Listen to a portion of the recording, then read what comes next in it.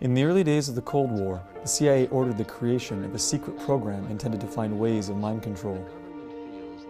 They funded an army of psychiatric institutions across the United States and Canada to perform experiments on unsuspecting patients using psychedelic drugs, sensory deprivation, electroshock treatment, and more. The program was known by its codename, MKUltra.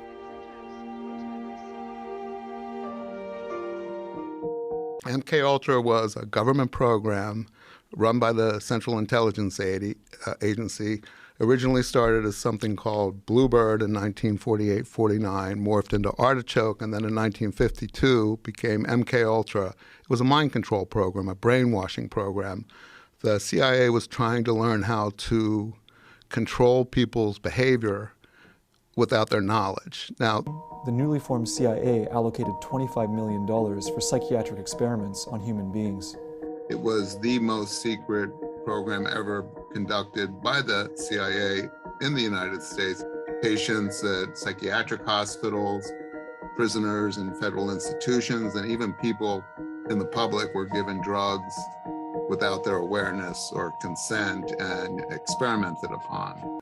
The doctor that ran MKUltra, beginning in 1953, about conducting experiments on people without their knowledge to get them to have amnesia of the acts after they were programmed. Initial projects within MKUltra included Operation Midnight Climax. They established what were called safe houses. George Hunter White, a larger-than-life undercover federal narcotics agent. Unbeknownst to his supervisors, White also works for the CIA. His job, to conduct experiments for an operation called Midnight Climax. George had a CIA safe house. At safe houses in San Francisco, New York, Los Angeles, where they would experiment on people that were lured into these apartments and houses that were either look like brothels or hippie communes or whatever. However, some of the most damaging experiments occurred at the Allen Memorial Institute in Montreal, Canada. They told him if he went to the Allen Memorial, they could cure his asthma. I was having trouble with my parents. My father and my stepmother decided to put me in the Allen Memorial Institute. They had no idea what went on in there.